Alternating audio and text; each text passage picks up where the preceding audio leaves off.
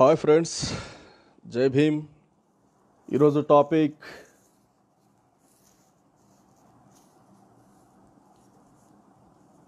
దసరా పండుగ, బ్రాహ్మణుల కుట్ర. కుట్ర ఎందుకు అనాల్సిందో రీసెంట్లీ లాస్ట్ లైవ్లో కుంభమేళలో జరిగినటువంటి కథలు, వేదాలు, ఇతిహాసాలు, వారు రాసుకున్నటువంటి కథల్లో కూడా ఏ విధంగా మోసం చేస్తున్నారు అనేది చాలా స్పష్టంగా అర్థమైంది. దీంట్లో రెండు విషయాలు ఉన్నాయి. మొదటి విషయము, క్షీరసాగరాన్ని మథించేటప్పుడు వచ్చినటువంటి సురాకళ్ళును రాక్షసులకిచ్చి వాళ్లకు తాగెట్టు చేశారు, అంటే వాళ్లకు మత్తులో దించారు.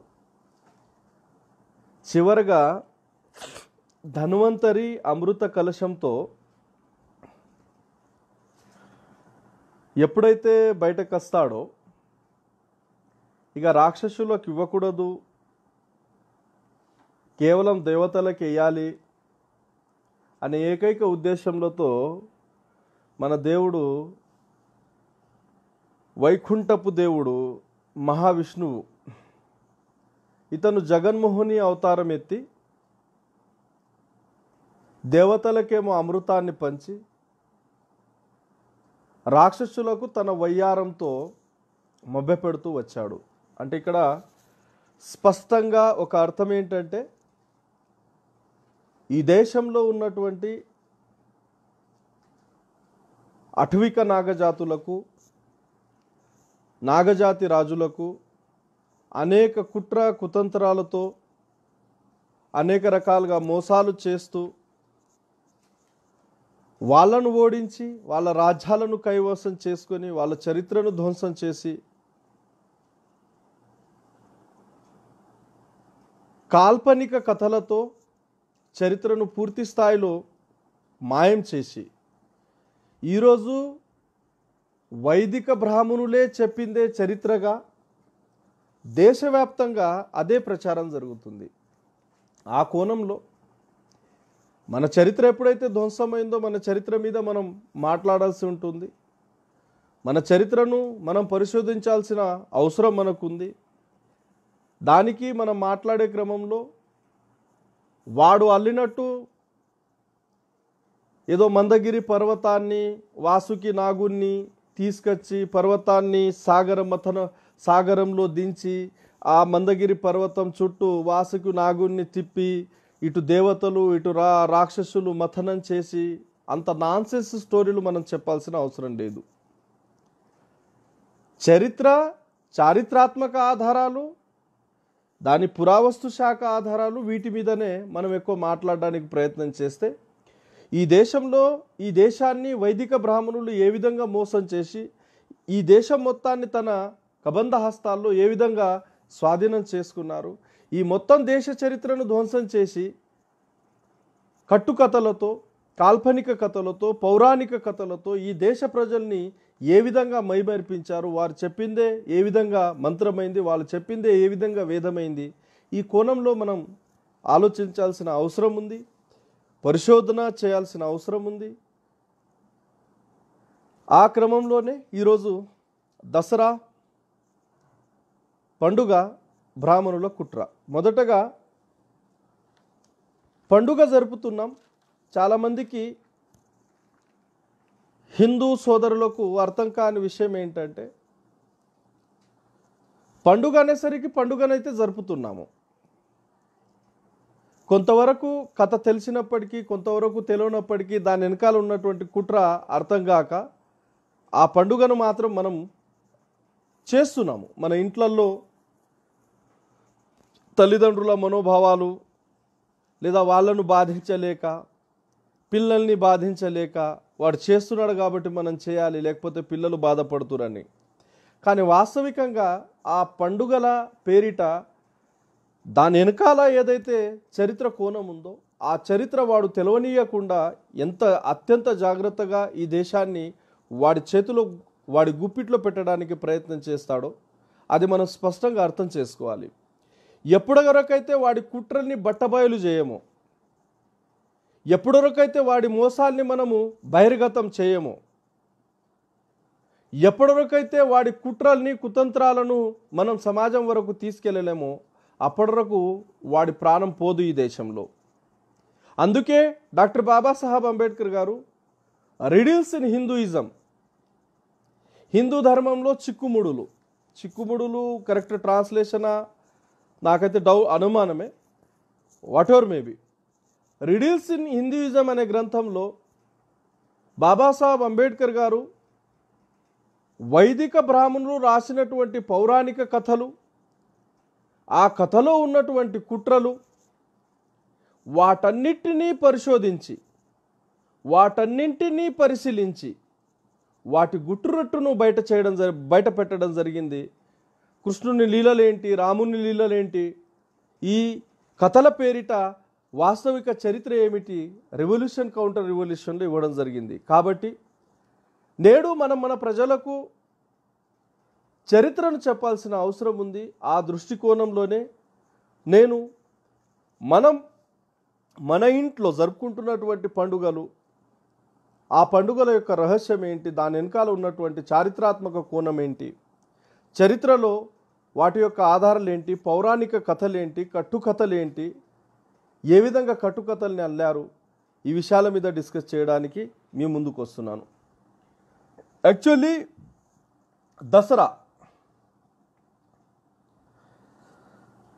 దసరా పండుగ అనేది అశ్వయుజ శుద్ధ పాడ్యమి నుండి అశ్వయుజ శుద్ధ నవమి వరకు 9 రోజుల దేవి నవరాత్రులు జరిపిన తర్వాత 10వ రోజు దసరాగా జరుపుకుంటారు. ఇది ఒక రకమైన ఆచారం. ఇది ముఖ్యంగా శక్తి ఆరాధనకు ప్రాధాన్యతను ఇచ్చేటటువంటి పండుగ. శక్తి ఆరాధనకు ప్రాధాన్యతను ఇచ్చేటటువంటి పండుగ. ఈ నవరాత్రుల్లో 3 రోజుల పాటు పార్వతీదేవిని, 3 రోజుల పాటు లక్ష్మీదేవిని, 3 రోజుల పాటు సరస్వతీదేవిని పూజిస్తారు ఈ నవరాత్రుల్లో. ఇది యాక్చువల్లీ దీని చారిత్రాత్మక కోణం ఏంటి, బౌద్ధం యొక్క ఏ పండుగను ధ్వంసం చేయడానికి వీళ్ళు ఈ కుట్రలు పన్నారు అనేది మనం తర్వాత తెలుసుకుందాం. యాక్చువల్లీ ఈ పండుగను హైందవ సాహిత్యంలో కూడా విజయదశమి అని అన్నారు. విజయదశమి ఎందుకు అన్నారంటే రాముడు రావణునిపై యుద్ధం చేసి రావణుణ్ణి చంపిన తర్వాత రావణుని బంధులో ఉన్నటువంటి సీతను తీసుకొచ్చాడు, రావణునిపై విజయం సాధించాడు, కాబట్టి విజయదశమి అని అన్నాడు. రెండవది, దుర్గామాత శక్తి స్వరూపిణి మహిషాసురుని వధించి రాక్షస పాలనను అంతం చేసింది, కాబట్టి దానికి సంబంధించిన విజయము అని చెప్పడం జరుగుతుంది. ఇది 2 రకాల విజయము. 3వ రకమైనటువంటి కథల విజయం ఏమిటంటే, పాండవులు వనవాసానికి వెళ్ళినప్పుడు వనవాసంలో విరాటరాజు దగ్గర ఉంటారు. వనవాసానికి వెళ్ళినప్పుడు వాళ్లకు సంబంధించినటువంటి వాళ్ళ ఆయుధాలను జమ్మి చెట్టు మీద పెట్టడం చేత ఆ ఆయుధాలన్నీ సర్పరూపంలో మారుతాయి. వనవాసం పూర్తి కాగానే ఆ ఆయుధాలన్నింటినీ తీసుకొని కౌరవుల మీద యుద్ధం చేసి కౌరవులను ఓడించి రాజ్యాన్ని కైవసం చేసుకొని రాజ్యాధికారాన్ని స్థాపిస్తారు పాండవులు. కాబట్టి విజయ ఉత్సవం అంటున్నాం. అంటే విజయ ఉత్సవానికి ప్రతీక అని చెప్పడం జరుగుతుంది. ఇది 3 రకాల స్టోరీలు హైందవ సాహిత్యంలో మనకు ప్రధానంగా లభిస్తాయి. అదేవిధంగా డిఫరెంట్ ప్రాంతాల్లో డిఫరెంట్ వాతావరణాలు ఉన్నాయి, డిఫరెంట్ కల్చర్స్ ఉన్నాయి. దాని మీద మనం వచ్చేసరికి మన తెలంగాణకు వచ్చేసరికి పువ్వులను ఏర్పాటు చేసి బతుకమ్మ పండుగను చేయడము. ఈ విధంగా కొన్ని ప్రాంతాల్లో రకరకాల కల్చర్స్తో ఆ పండుగ ఏర్పాటు చేయడం జరుగుతుంది. అయితే విజయదశమి రోజున లేదా దసరా రోజున రాముడు రావణుణ్ణి వధించాడు.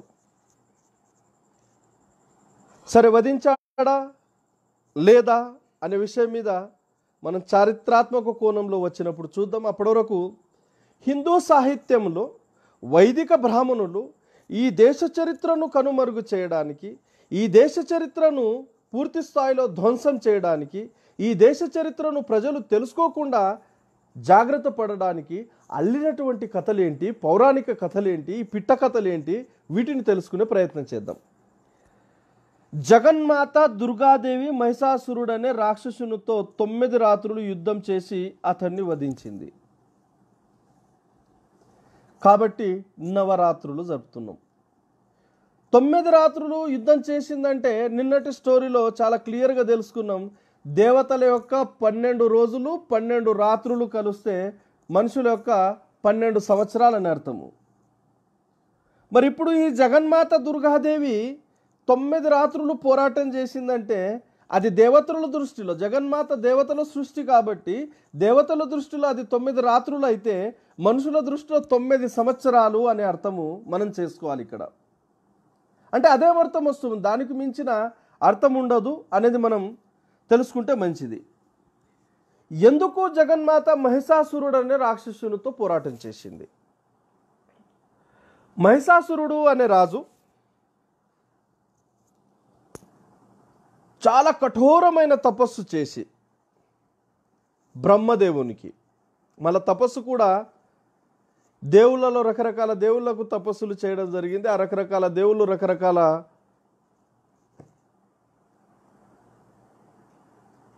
ఇవ్వడం జరిగింది.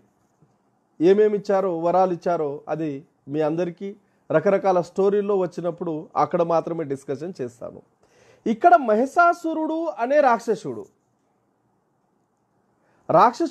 యాక్చువల్లీ ఎవరిని అన్నారు? ఇది గతంలో చాలామంది అడిగారు, దానికి నేను చూడలేకపోయాను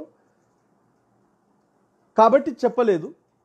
యాక్చువల్లీ రాక్షసులు ఆర్యవైదిక బ్రాహ్మణ ధర్మానికి వ్యతిరేకమైనటువంటి వాళ్ళు ఎవరైతే నాగవంశీయులు ఈడ ఉన్నారో ఆ నాగవంశ రాజులను వాళ్ళు రాక్షసులుగా లేదా దస్యులుగా లేదా అసురులుగా, అసురులు ఎందుకు అన్నాడంటే వాడు సురాపానీయం చేస్తాడు, వీడు సురాపానీయం చేయడు. ఎందుకంటే వీళ్ళు బౌద్ధులు కాబట్టి సురాపానం చేయరు. వీడు సురాపానం చేసేవాడు, వాడు సురాపానం చేయడు కాబట్టి వాడిని అసురుడు అని ఉండవచ్చు. దస్యుడు అని అన్నాడు. కొన్ని సందర్భాల్లో మన సాహిత్యాల్లో ద్రావిడ అనే శబ్దం లభిస్తుంది. రాక్షసులు అని అన్నాడు. రాక్షసులకు మనోళ్ళు చాలామంది రక్షకులు నుండి రాక్షసులు వచ్చింది అంటున్నారు. అది ఎంతవరకు వాస్తవము, దాని చారిత్రాత్మక కోణం ఏంటి, దాన్ని మనం స్టడీ చేసే అవకాశం ఉన్నప్పుడు డెఫినెట్గా దాని మీద డిస్కస్ చేద్దాము. అయితే మహిషాసురుడు అనే రాజు బ్రహ్మదేవునికి తపస్సు చేశాడు. ఎన్ని సంవత్సరాలు చేశాడు? అనేక వేల సంవత్సరాలు తపస్సు చేశాడు. అనేక వేల సంవత్సరాల తపస్సు చేశాడు. నేను చెప్పేటప్పుడు ఒక్కటి గుర్తుంచుకోవాలి, ఇక్కడ ఉన్నటువంటి నాన్సెన్స్ ఏముందో దాన్ని నోట్ చేసుకుంటే సరిపోతుంది. బుద్ధుడు అనిత్య అనాత్మ సిద్ధాంతంలో చాలా స్పష్టంగా చర్యకు ప్రతిచర్య ఉంటుంది, ఈ విశ్వంలో ఏదైతే పుడుతుందో అది శాశ్వతంగా ఉండదు, అది మరో రూపంలో మారుతుంది. ఇది రీసెంట్లీ నేను నా స్టడీస్లో లేదా నా ఇంటర్మీడియట్లో కావచ్చు, నా డిగ్రీలో కావచ్చు, నా సైన్స్లో ఆ సూత్రాలు ఫార్ములాలు ఫిజిక్స్లో లేదా కెమిస్ట్రీలో తెలుసుకోవడం జరిగింది. కానీ దానికంటే ముందు 3000 సంవత్సరాల క్రితము బుద్ధుడు అనిత్య అనాత్మవాద సిద్ధాంతంలో చాలా స్పష్టంగా చెప్పడం జరిగింది. దాన్ని మనం గుర్తించలేదు. సరే, దాని విషయానికి తర్వాత వద్దాం. వేల సంవత్సరాల తపస్సు మహిషాసురుడు చేసిన తర్వాత మహిషాసురుడు చేసిన తపస్సును అంగీకరించి బ్రహ్మదేవుడు ప్రత్యక్షమయ్యాడంట. బ్రహ్మదేవుడు ప్రత్యక్షమై మహిషాసురుడిని అడిగాడు, అయ్యా ఏం కావాలి నీకు అంటే, మహిషాసురుడు నాకు మరణం ఉండకూడదు, నేను మరణించకూడదు, ఆ వరం నాకు ఇవ్వమన్నాడంట. అప్పుడు బ్రహ్మదేవుడు, పుట్టినవాడు గిట్టక తప్పదు, పుట్టినవాడు ఖచ్చితంగా చస్తాడు, చచ్చినవాడు ఖచ్చితంగా తిరిగి మరో జన్మలో పుడతాడు, ఈ వరం ఇవ్వడం సాధ్యం కాదు, మరో వరం కోరు అని అతన్ని అడగడంతో అప్పుడు మహిషాసురుడు, నేను చిన్న వరాలు మాత్రం నీకు అడగను, 1000 సంవత్సరాల తపస్సు చేశాను కాబట్టి పెద్ద వరమే అడుగుతాను. నా దృష్టిలో స్త్రీ ఒక అబల, నా శక్తి సామర్థ్యాల మేరకు నేను చూస్తున్నటువంటి స్త్రీ నుండి నాకు ఎటువంటి హాని లేదు, కాబట్టి స్త్రీ నుండి నాకు రానున్న కాలంలో కూడా హాని జరగదు. నేను స్త్రీను వదిలేసి పురుషుల చేతిలో ఎప్పుడు కూడా మరణించకూడదు, ఏ సందర్భంలో కూడా మరణించకూడదు, ఆ వరం ఇవ్వు అని మహిషాసురుడు బ్రహ్మదేవుడికి కోరడంచే బ్రహ్మదేవుడు తథాస్తు అని అన్నాడు. అదేవిధంగా వరం వచ్చేసింది మహిషాసురుడికి. సరే, మహిషాసురుడికి వరం వచ్చేసింది. మహిషాసురుడు అప్పుడు దేవతలపై విజయాన్ని సాధించి, ఎవరిపై? దేవతలపై. ఈ దేవతలు ఎక్కడ ఉంటారు? భూమి మీద ఉండరు. భూమి మీద ఉండే వాళ్ళందరూ రాక్షసులు, ఆకాశంలో ఉండేటటువంటి వాళ్ళు వీళ్ళు దేవతలు. దేవతలపై విజయం సాధించి దేవతల రాజ్యసింహాసాన్ని కైవసం చేసుకున్నాడు. అంటే ఇంద్రుని, దేవతల రాజు ఇంద్రుడి యొక్క రాజ్యసింహాసాన్ని కైవసం చేసుకున్నాడు. ఇంతవరకు బాగుంది. అప్పుడు దేవేంద్రుడు, దేవతలకు రాజు దేవేంద్రుడు త్రిమూర్తుల దగ్గర వెళ్ళాడు. బ్రహ్మ, విష్ణు, మహేశ్వర. ఈ ముగ్గురు దగ్గర వెళ్ళేసి తన బాధను చెప్పుకున్నాడు. మహిషాసురుడు ఏ విధంగా దేవతలను ఓడించాడు, ఏ విధంగా దేవతలపై విజయం సాధించాడు, దేవతల యొక్క రాజసింహాసాన్ని ఏ విధంగా కైవసం చేసుకున్నాడు అని త్రిమూర్తుల దగ్గర తన బాధను చెప్పుకుంటే, ఆ త్రిమూర్తులు ఆ బాధని విన్న తర్వాత వాళ్ళలో రగిలిన క్రోధాన్ని ప్రకాశవంతమై తేజముగా మారింది. త్రిమూర్తులు కేంద్రీకృతమై ఒక స్త్రీ రూపమై జన్మించారు. అంటే దేవేంద్రుడు దేవతలపై జరిగినటువంటి అన్యాయాన్ని వివరిస్తున్న క్రమంలో ఈ త్రిమూర్తులకు కోపం రగిలింది. ఆ రగిలినటువంటి కోపం నుండి ప్రకాశవంతమైన తేజముతో త్రిమూర్తులు కేంద్రీకృతమై ఒక స్త్రీ రూపంలో అవతరించారు, జన్మించారు. ఆ స్త్రీ రూపమే దుర్గా మాత, శక్తి స్వరూపిణి. ఆ దుర్గామాత ఏ విధంగా వచ్చిందంటే, శివుని తేజము ముఖముగా, విష్ణువు తేజము బాహువులుగా, బ్రహ్మ తేజము పాదాలుగా మంగళమూర్తి అవతరించింది. శివుని తేజము ముఖముగా, విష్ణువు తేజము బాహువులుగా, బ్రహ్మ తేజము పాదాలుగా మారి మంగళమూర్తి అవతరించింది. 18 బాహులను కలిగి ఉంది, అంటే 18 చేతులను కలిగి ఉంది. ఈ 18 చేతుల్లో శివుడి, అంటే దేవతల యొక్క ఆయుధాలు ఏవైతే ఉన్నాయో, యాక్చువల్లీ ఈరోజు రాజ్యాంగ పరిధిలో ఆయుధాలు కలిగి ఉండడము దేశద్రోహము, రాజద్రోహము కూడా. ఈ ప్రపంచంలో ఒక్క హిందూ దేవుళ్లకు తప్ప ఆయుధం ఎవరికి అవసరం రాలేదు. ఈ విషయాన్ని చాలా స్పష్టంగా మనం అర్థం చేసుకోవాలి. వాడు నిర్మాణం చేసినటువంటి సాహిత్యంలో ఆయుధాలు, తిరుగుబాటు, హత్యలు, కుట్రలు, స్త్రీలను వాడడం, మత్తు పానీయాలను వాడి మోసం చేయడం, ఇవన్నీ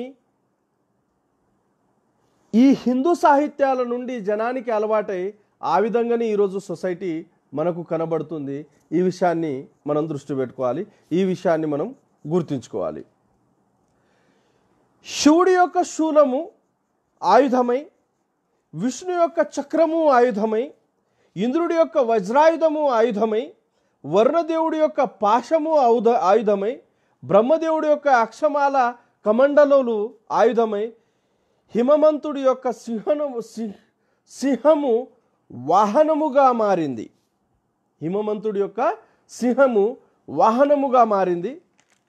సర్వదేవతల ఆమోదములను సమకూర్చుకొని మహిషాసురు సైన్యంతో తలపడి భీకరమైన పోరు చేసింది దుర్గాదేవి, శక్తి స్వరూపిణి.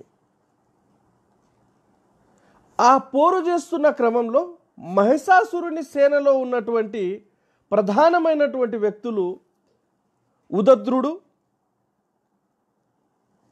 మహాహనుడు, అసిలోముడు, భాస్కలుడు, బిడాలుడు మొదలైన వారిని మొదటగా సంహరించింది. అంటే 9 రాత్రులు జరిగినటువంటి యుద్ధంలో వీరన్నిటినీ సంహరించిన తర్వాత చివరగా మహిషాసురునితో తలపడింది. మహిషాసురునితో తలపడి మహిషాసురుణ్ణి వధించి విజయాన్ని సాధించింది. కాబట్టి ఈ విజయానికి సంకేతంగా 9 రోజుల పాటు జరిగినటువంటి యుద్ధంలో శక్తి స్వరూపిణి అయినటువంటి దుర్గాదేవి మళ్ళా పార్వతిని 3 రోజులు, లక్ష్మిని 3 రోజులు, సరస్వతిని 3 రోజులు ఎందుకు కొలుస్తున్నారంటే దుర్గాదేవి ఎవరి రూపము? ఈ పార్వతి, లక్ష్మి, సరస్వతి యొక్క 3 భర్తలు బ్రహ్మ విష్ణు మహేశ్వరులు. అంటే వీరి యొక్క కోపము రగిలి ప్రకాశవంతమై ఆ ప్రకాశం నుండి జనించినటువంటి శక్తి స్వరూపిణి. కాబట్టి ఆ 9 రాత్రులు 3 రోజుల చొప్పున 3 దేవతలకు కొలవడం జరుగుతుంది. 10వ రోజున దసరా పండుగను జరపడం జరుగుతుంది, లేదా విజయ ఉత్సవ పండుగను జరపడం జరుగుతుంది. ఇది ఒక యాంగిల్లో ఉన్నటువంటి స్టోరీ. రెండవ యాంగిల్లో రావణుడు. ఇక రావణుడు వచ్చేసరికి రావణుణ్ణి వధించారా, వధించలేదా, ఏం జరిగింది, ఎలా జరిగింది, ఈ విషయాలు మనం చాలా తెలుసుకోవాల్సిన అవసరం ఉంది. నేను హింట్ ఇస్తా. రావణ వధ యుద్ధకాండలో ఉంది. యాక్చువల్లీ రామాయణము త్రేతాయుగంలో జరిగింది. మహిషాసురుడిది ఎప్పుడు జరిగింది అనేది నేను చారిత్రాత్మక కోణంలో వచ్చినప్పుడు దాన్ని డిస్కస్ చేస్తాను రెఫరెన్స్ ఇచ్చి. రామాయణం ఎప్పుడు జరిగింది? త్రేతాయుగంలో. ఎప్పుడు రాయబడింది? ఎప్పుడు రాయబడిందంటే వైదిక ధర్మం స్థాపించడానికంటే 15,000 సంవత్సరాల ముందు. వైదిక ధర్మం స్థాపించిన తర్వాత 1500 సంవత్సరాలకు వాల్మీకి ద్వారా రామాయణం లిఖించబడ్డది. ఇక వాల్మీకి ఎవరు? ఈ విషయము అది సపరేట్ అంశం కాబట్టి సపరేట్గానే వచ్చే ప్రయత్నం చేస్తాను. త్రేతాయుగం ఎప్పుడు? ద్వాపర యుగము, త్రేతాయుగము, ఇంకేమి యుగాలు ఉన్నాయి మీకు అందరికీ తెలుసు. ఇప్పుడు నడుస్తున్నది కలియుగము. త్రేతాయుగం ఎప్పుడు జరిగిందంటే సుమారు 1,29,600 సంవత్సరాల క్రితం జరిగింది. ఇది రాముని యొక్క హిస్టరీ. ఎప్పుడు రాయబడింది చరిత్ర? 15,000 సంవత్సరాల క్రితం అనుకుందాం.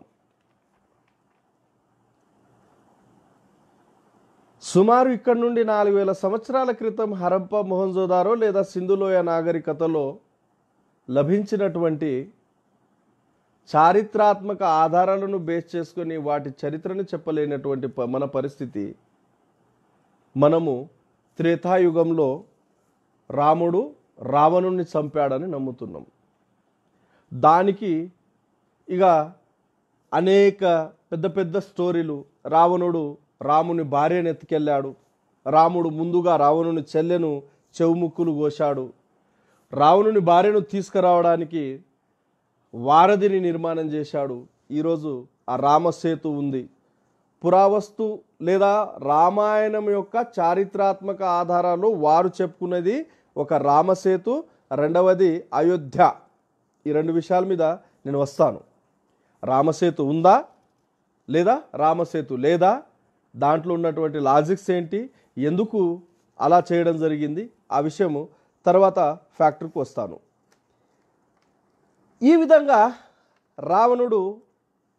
రావణుణ్ణి రాముడు వధించాడు, చంపాడు నమ్ముదాం. కొంతవరకు బాగుంది. దానికంటే ముందు రామచరిత మానస్లో చాలా స్పష్టంగా రావణుడు చైత్య మాసంలో చంపబడ్డాడు అని వాడు రాసుకున్నాడు. నేను రాయలే. ఇక్కడ రామచరిత్ర మానస్లో రావణుడు చైత్య మాసంలో చంపబడ్డాడని వాడు రాసుకున్నాడు. మరి దసరా ఎప్పుడు జరుగుతుంది? విజయదశమి అశ్విని మాసము దశమి రోజున జరుగుతుంది. దసరా అనేది అశ్విని మాసం దసరా రోజున జరుగుతుంది. రావణుడు ఎప్పుడు చంపబడ్డాడంటే చైత్య మాసంలో చంపబడ్డాడు. అంటే ఇక్కడ వీళ్ళ దొంగతనం బయటపడ్డది. రామచరిత్ర మానస్లో వీళ్ళ ఒక్క దొంగతనం బయటపడ్డది. మిగిలినవి ఏ విధంగా ఉన్నాయి ఈ విషయం మీద డిస్కస్ చేద్దాం. ముందుగా అసలు దసరాను క్రియేట్ చేయడానికి వీళ్లకు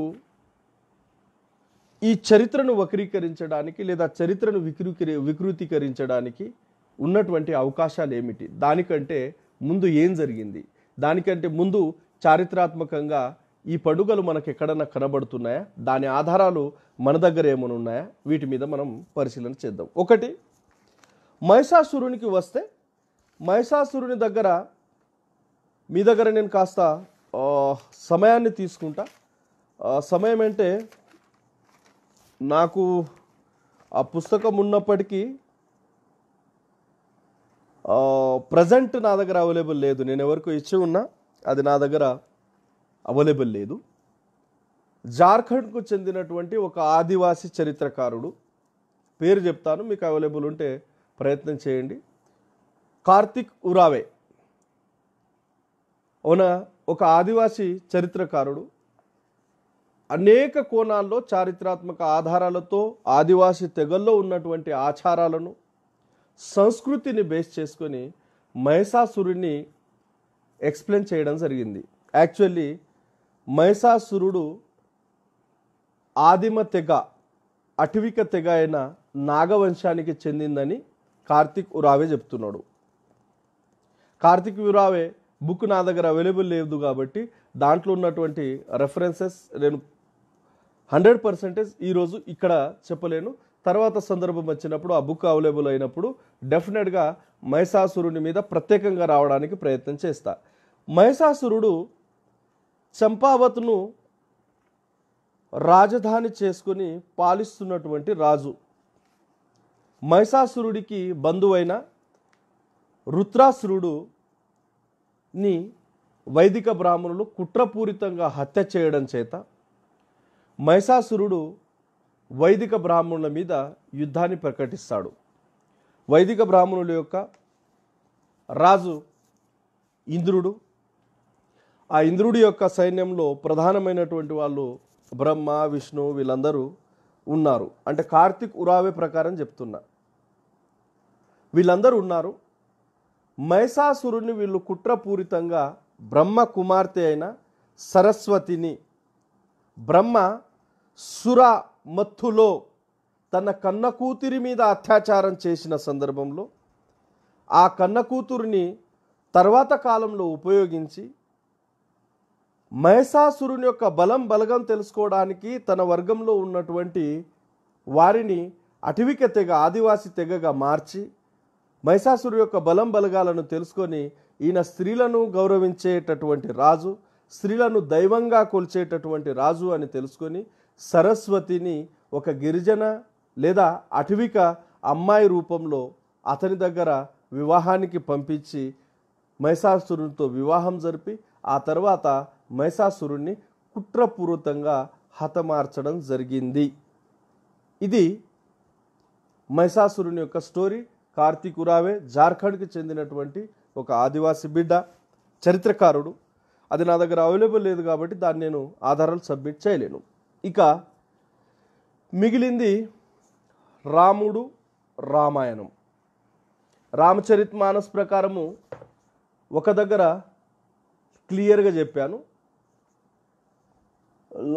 ఆఫ్ఘనిస్తాన్ ఉన్న గాంధారి దగ్గర ఇనుము దొరికింది, ఇనుము గుర్రాల సాయంతో సింధు ప్రజల్ని ఓడించారు. ఇదంతా మధ్య నేను కామెంట్స్ తర్వాత చూస్తాను.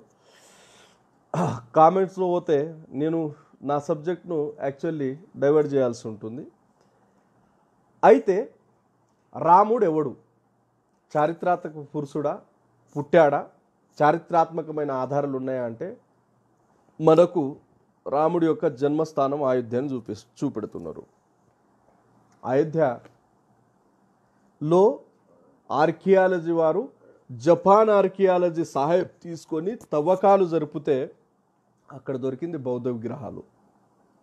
బౌద్ధానికి సంబంధించినటువంటి అవశేషాలు దొరికినాయి, కానీ రామునికి సంబంధించినవి ఏవి కావు. పాహియాన్ 4వ శతాబ్దంలో వచ్చిన తర్వాత అతను రాసుకున్నటువంటి యాత్ర వృత్తాంత డైరీలో, తన జర్నీ డైరీలో అది సాకేత్ అని, ఆ సాకేత్లో బుద్ధుడికి అప్పుడు రాజు ప్రసంజితుడు అతిథి గృహాన్ని కట్టించాడని, దీన్ని గుర్తించిన సామ్రాట్ అశోక చక్రవర్తి అక్కడ బౌద్ధ స్తూపాన్ని నిర్మాణం చేశాడని చెప్పడం జరిగింది. ఆ బాబరీ స్తూపం లాంటి స్తూపాలు మనకు దేశవ్యాప్తంగా అనేక ప్రాంతాల్లో దొరుకుతాయి. అందులో మధ్యప్రదేశ్ సాంచికి చెందిన స్తూపం, దానికి దీనికి ఎటువంటి తేడా ఉండదు. అది స్పష్టంగా మనకు అర్థమవుతుంది. అంటే అది బౌద్ధానికి సంబంధించింది అని ఆర్కియాలజీ ప్రకారం చెప్తున్నప్పుడు రాముడు పుట్టినటువంటి ఆనవాళ్ళు దొరకలేదు. రాజ్యం, అధికారం వాడి చేతులు ఉండేసరికి జ్యుడిషియల్ సిస్టమ్ను తన చేతుల్లో పెట్టుకొని ఒక జడ్జిమెంట్కు ఇచ్చుకొని విగ్రహాన్ని కట్టడం స్టార్ట్ చేశాడు, మందిరాన్ని కట్టడం స్టార్ట్ చేశాడు. తర్వాత రామసేతు అనేది ఒక ఆధారం చూపిస్తాడు. ఇక మిగిలిన ఆధారాలన్నీ కూడా కాదు, నేను వాస్తవిక చరిత్రలో వచ్చేసరికి మీరు కూడా ఆశ్చర్యానికి లోనవుతారు. అన్ని చరిత్రలో ఆధారాలు మనకు వీళ్ళు ఎప్పుడైతే ఇది పాండవుల గుట్ట, ఇది రాముడు గుట్ట, ఇది సీతా పాదాలు, ఇది సీతా గుహము, ఇది రావణుని గుహము, ఈ విధంగా మనకు కట్టుకథలు, కల్లిబొల్లి కథలు చెప్పారో ఆ కథల యొక్క పూర్తి స్థాయి చరిత్ర మనకు ఈరోజు ప్రపంచ దేశాల దగ్గరుంది, ఆర్కియాలజీ దగ్గరుంది, ఆర్కియాలజీలో నమోదు చేయబడింది. దాన్ని ఎవడు మార్చడానికి వీల్లేదు. అంటే వీళ్ళ కథలన్నీ బయటపడుతున్నాయి. యాక్చువల్లీ నిజంగా ఇక్కడ ఒప్పుకోవాల్సిన విషయం ఏంటంటే 1746 నుండి 1794 వరకు సర్ విలియం జాన్స్ బెంగాల్ ప్రావిన్స్కు చెందినటువంటి సుప్రీంకోర్టు జడ్జ్. ఈ జడ్జికు దేశవ్యాప్తంగా తిరుగుతున్న క్రమంలో కనబడేటటువంటి స్తూపాలు, వాటి మీద లిఖించబడినటువంటి లిపిని చూసి వాటిని ఎలాగైనా తెలుసుకోవాలనే ఒక కుతూహలం అతనిలో కలిగింది. అతను ఏం చేశాడంటే బెనారస్ దగ్గర మహాపండితులు ఉంటారని తెలుసుకొని ఆ మహాపండితుల దగ్గర ఆ స్క్రిప్టును తీసుకొని ఆ స్తూపాల మీద ఉన్నటువంటి, ఆ స్తంభాల మీద ఉన్నటువంటి, రాతి శాసనాల మీద ఉన్నటువంటి స్క్రిప్టును తీసుకొని బెనారస్ పండితులకు పంపిస్తే అందులో ఒక పండితుడు అది మహాభారతానికి చెందింది, యుధిష్ఠర్ మహాభారతంలో యుధిష్ఠిరుడు ఒక పాత్ర, అతనికి సంబంధించింది. ఇది భీముని యొక్క లాఠీ. ఆ విధంగా దానికి తర్జుమా చేసి ఇవ్వడం జరిగింది. పాపం సర్ విలియం జోన్స్ ఆ తర్వాత మరి అతనికి సమయం దొరకకనో లేదా అది నమ్మో దాన్ని అలానే వదిలేశాడు. అక్కడి నుండి కరెక్ట్గా ఒక 50 సంవత్సరాల తర్వాత 50 సంవత్సరాల తర్వాత జేమ్స్ ప్రిన్సెస్ అనే ఒక బ్రిటిష్ అధికారి, అది 1836 నుండి 38 ఆ ప్రాంతంలో బౌద్ధ స్తంభాలు, బౌద్ధ స్తూపాలు, రాతి శాసనాల మీద ఉన్నటువంటి లిపిని చదువుకునే ఒక ప్లాన్ చేశాడు ఆయన.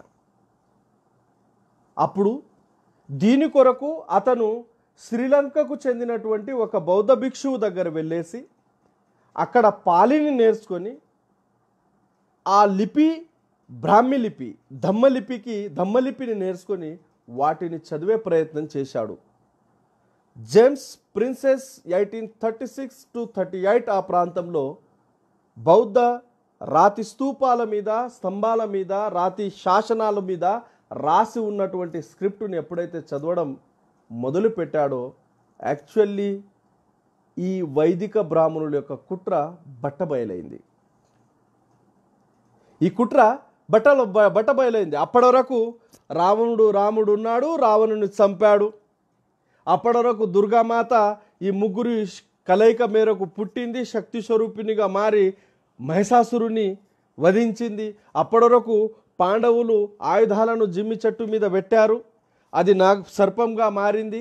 వాళ్ళ వనవాసం పూర్తి కాగానే ఆయుధాలు తీసుకొని కౌరవులపై యుద్ధం చేశారు. ఆ కౌరవ సామ్రాజ్యాన్ని వాళ్ళు కైవసం చేసుకొని అధికారాన్ని చేజెక్కించుకున్నారు.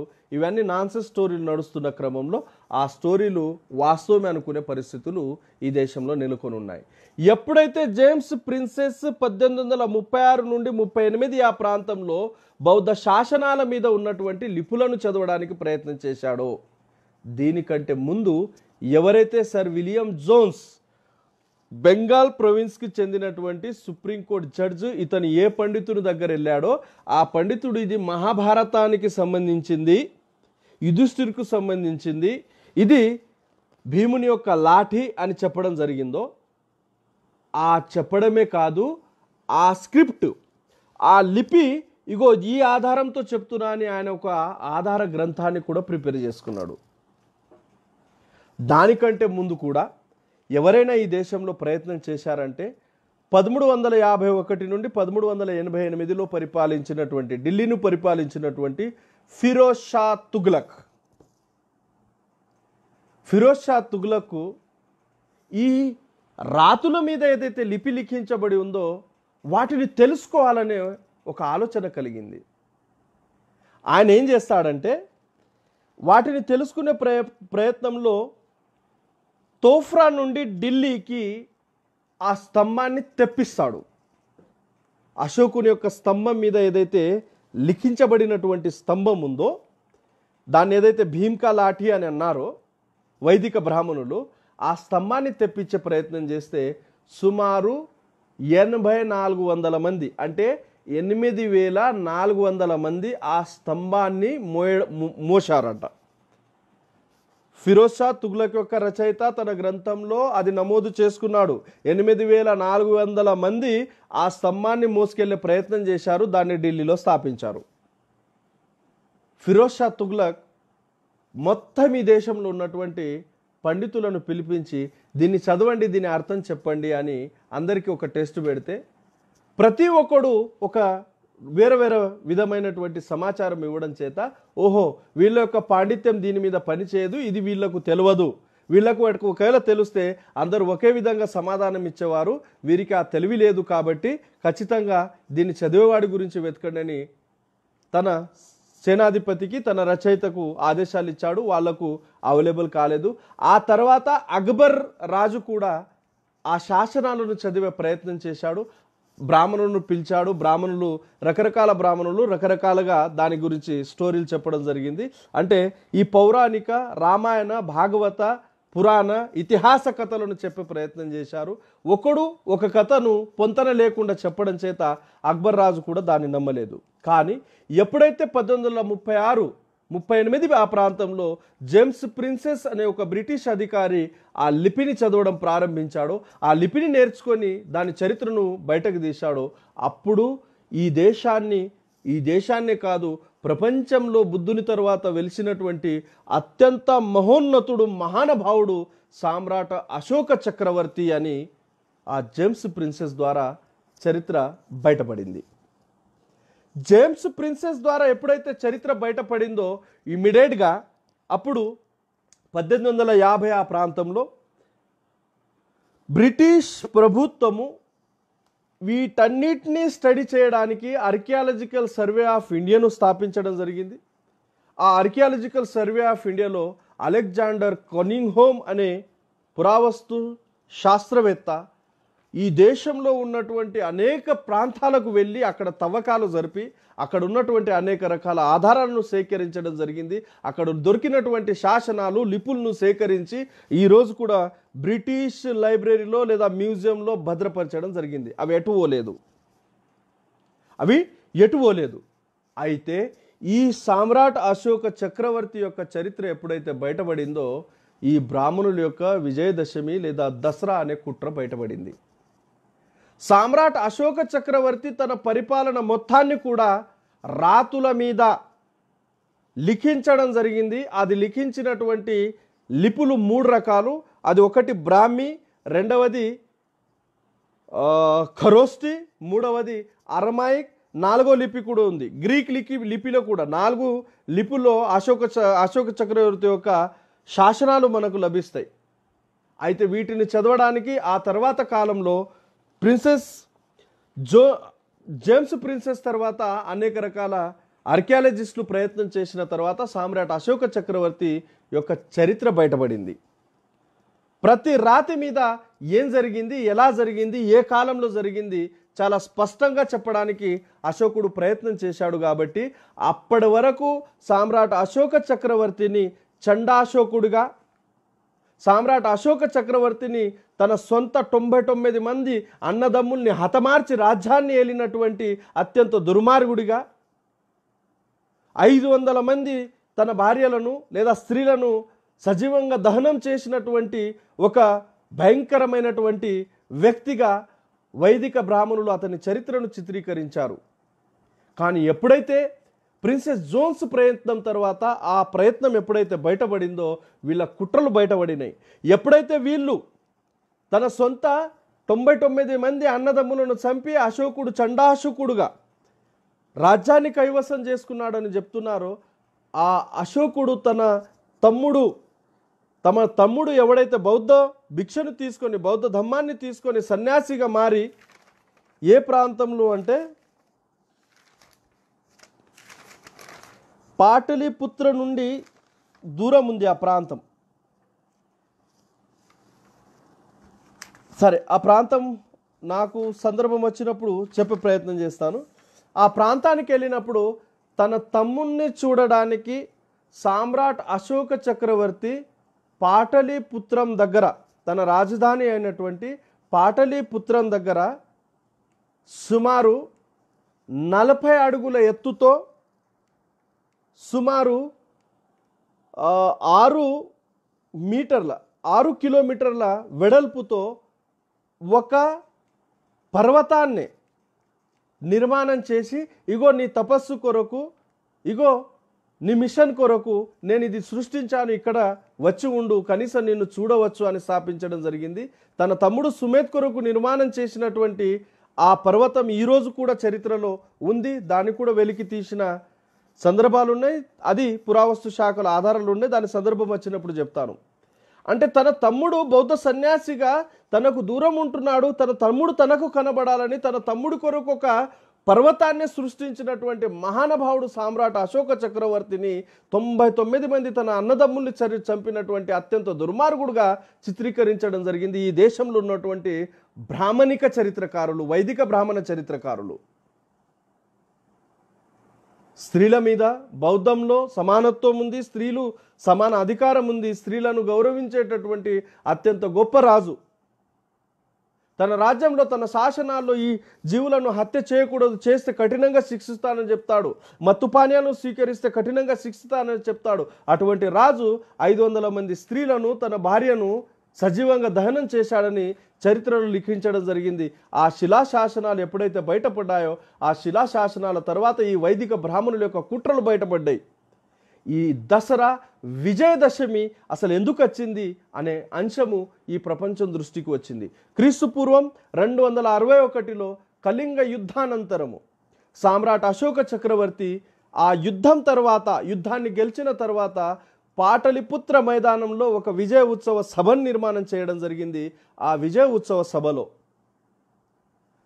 ఆ కళింగ యుద్ధం తర్వాత అక్కడ జరిగినటువంటి మారణకాండను చూసి సామ్రాట్ అశోకుడు చలించిపోయి తన గురువు మొగలిపుత్తు తిస్సు యొక్క శిష్యుడు ఉపగుప్తుని ద్వారా పాటలిపుత్ర మైదానంలో అశోక అంటే ఆ విజయాన్ని అంటే కళింగాన్ని గెలిచినటువంటి, యుద్ధాన్ని గెలిచినటువంటి విజయ ఉత్సవ సభలో ఎవడు గెలిచాడు?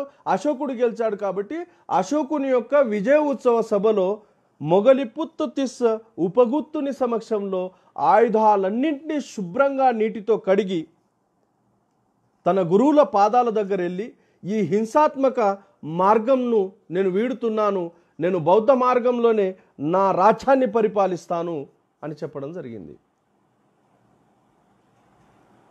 క్రీస్తు పూర్వం 261వ సంవత్సరంలో పాటలిపుత్ర మైదానంలో కళింగ యుద్ధానంతరము సామ్రాట్ అశోక చక్రవర్తి విజయ ఉత్సవ సభను నిర్వహించడం జరిగింది. తన గురువు మొగలిపుత్తు తిస్సు ఉపగుప్తుని ద్వారా బౌద్ధ మార్గాన్ని అనుసరించడం జరిగింది.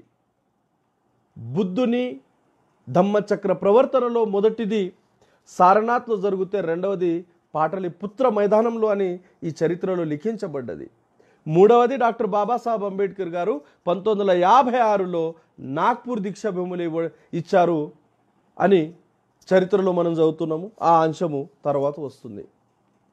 అంటే అశోకుని యొక్క అశోక విజయదశమి క్రీస్తు పూర్వం 261 నుండి అత్యంత గొప్పగా ఈ దేశంలో ఈ ఫెస్టివల్ జరుగుతుంది. దేశవ్యాప్తంగా ఈ అశోక విజయ ఉత్సవ సభను దేశవ్యాప్తంగా జరుపుతున్నారు, బౌద్ధాన్ని అనుసరిస్తున్నారు. అక్కడ వీడినటువంటి ఈ ఆయుధాలను శుభ్రంగా కడిగి బుద్ధుని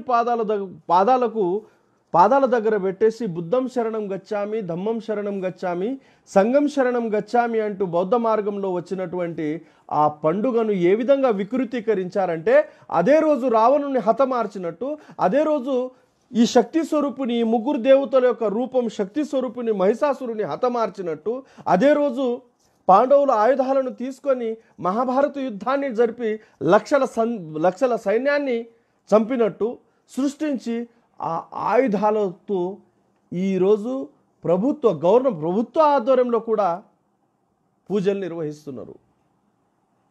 రాజ్యాంగంలో చాలా స్పష్టంగా ఆర్టికల్ 28లో మత ప్రమేయం లేనటువంటి రాజ్యము, ప్రభుత్వ ఆధీనంలో ఉన్నటువంటి ఏ వ్యవస్థలో కూడా మతానికి సంబంధించి ఎటువంటి పూజలు జరగకూడదు అని భారత రాజ్యాంగం పేర్కొంటే, ఈరోజు దసరా పండుగ రోజున విజయదశమి అని ఆ ప్రభుత్వ అధీనంలో నడిచేటటువంటి ప్రభుత్వ సంస్థల్లో జంతు బలులు ఇచ్చి ఆ జంతువుల నుండి వచ్చినటువంటి రక్తాన్ని ఆయుధాలకు పూసి ఆయుధ పూజను చేయడం జరుగుతుంది.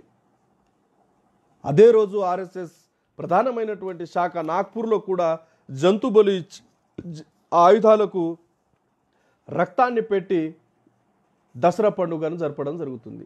ఇప్పుడు దసరా అనేసరికి అశోకుని యొక్క విజయ ఉత్సవ సభను, ఆ బౌద్ధ పండుగను వికృతీకరించి దీనికి అనేక రకాల పౌరాణిక కథలను జోడించి, దానికి ఎటువంటి చారిత్రాత్మక ఆధారం లేదు, దానికి ఎటువంటి పురావస్తు శాఖపరమైన ఆధారం లేదు, కేవలం కట్టుకథల్ని జోడించి వీళ్ళు పండుగ నిర్వహిస్తున్న క్రమంలో ఇక్కడ రావణుడు అనే 2 చిత్రాలను మనం చూస్తే రావణుడికి 10 తలకాలు ఉంటాయి.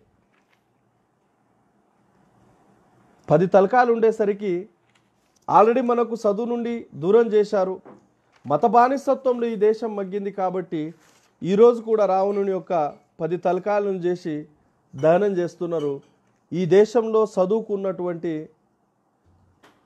వాళ్ళను మరి మంచి వాళ్ళే అనాలి, ఇంకా చెడ్డవాళ్ళు అనరాదు. వాళ్ళ చదువు కనీసం వాళ్ళ ఆలోచనల్లో కూడా మార్పు రానటువంటి విగత జీవులు వాళ్ళు. రావణుడికి 10 తలకాయలు ఉన్నాయంటే ఈరోజు 10 బొమ్మలు పెట్టేసి 10 తలకాయలు పెట్టి ఆ రావణుని దహనం చేసేటటువంటి, ఒక హత్యని చేసి పండుగ జరిపేటటువంటి సంస్కృతి కేవలం ఈ దేశంలోనే దొరుకుతుంది. ఆ హత్యను అనేక రకాల పౌరాణిక కథలు దాని చుట్టూ అల్లడం జరిగింది. యాక్చువల్లీ జరిగింది ఏమిటంటే, రావణుడు చరిత్రలో లేడు, రావణుడికి సంబంధించిన ఎటువంటి చారిత్రాత్మక ఆధారాలు లేవు. రాముడు చరిత్రలో లేడు, రాముడికి సంబంధించినటువంటి చరిత్రలో లేదా పురావస్తు శాఖపరమైన ఆధారాలు లేవు.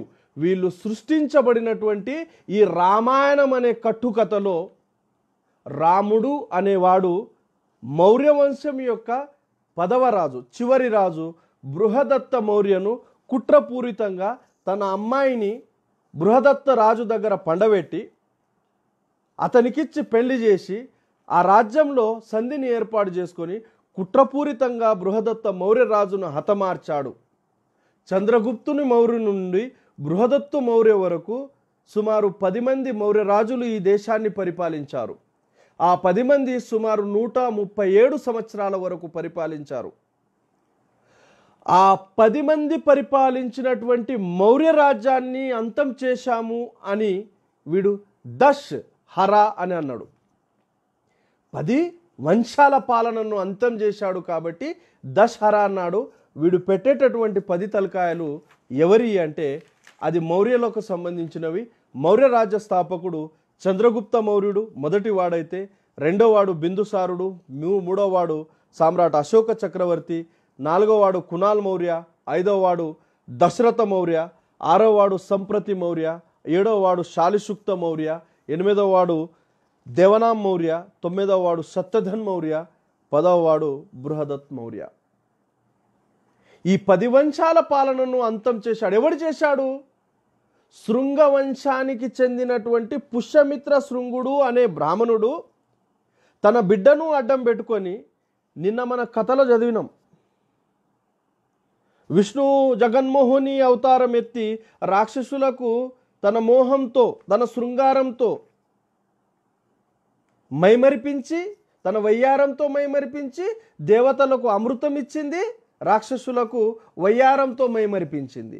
దేవతలకు ఇచ్చుడు కంప్లీట్ అయిన తర్వాత ఏ విధంగా మాయమైందో వీళ్ళ కుట్ర బౌద్ధ రాజులను, నాగవంశ రాజులను, ఆదిమతెగ రాజులను జయించడానికి అమ్మాయిలను అడ్డం పెట్టుకొని, మత్తుపాలను అడ్డం పెట్టుకొని అనేక రకాల కుట్రలతో వాళ్ళను సంహరించడం జరిగింది, వధించడం జరిగింది, వాళ్ళను జయించడం జరిగింది.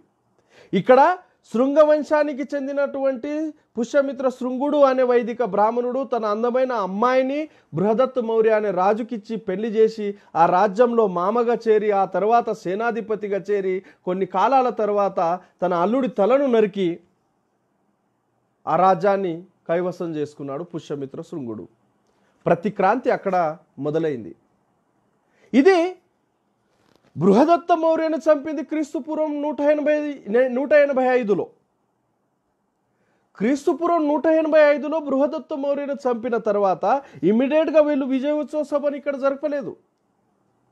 పుష్యమిత్ర శృంగుడు యజ్ఞం జరిపాడు, కానీ దసరా పండుగ అనేది ఆచారంలో రాలేదు. బ్రాహ్మణ సాహిత్యము వాళ్ళు రకరకాలు, ఇప్పుడు రామాయణం ఉంది, రామాయణంలో ఉన్నటువంటి అనేక ప్రస్తావనలు, మహాభారతంలో ఉన్నటువంటి అనేక ప్రస్తావనలతో ఇది ఏ కాలంలో లిఖించబడ్డదో చాలా స్పష్టంగా బాబాసాహెబ్ అంబేద్కర్ గారు రివల్యూషన్ కౌంటర్ రివల్యూషన్ గ్రంథంలో చెప్పారు. మహాభారతంలో హులూన ప్రస్తావన ఉంది.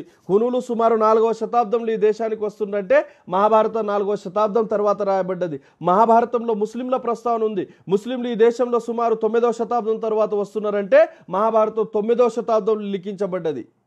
ఈ విధంగా వీళ్ళ యొక్క పౌరాణిక గాథలు, కట్టుకథలు వీళ్ళు అక్కడక్కడ దొరుకుతున్నారు. రామచరిత్ర మానస్లో ఆయనేమో చైత్ర మాసంలో చనిపోయాడంటే పండుగ జరిపేదేమో ఏ మాసంలో? అశ్విని మాసంలో, కాబట్టి దానికి దీనికి పొంతన లేదు. ఎప్పుడైతే ఈ దేశంలో ఉన్నటువంటి శూద్ర కులాలు, అతి శూద్ర కులాలు చదువును నేర్చుకునే, చదువు ద్వారా పరిశోధనలు చేసిన వీళ్ళ యొక్క బండారం బయటపడుతుంది. మనం ఈరోజు మన పూర్వీకులు చేసిండ్రు, తాత ముత్తాతలు చేసిండ్రు, తల్లిదండ్రులు చేసిండ్రు, పిల్లలు బాధపడుతున్నారు అనేది కాదు.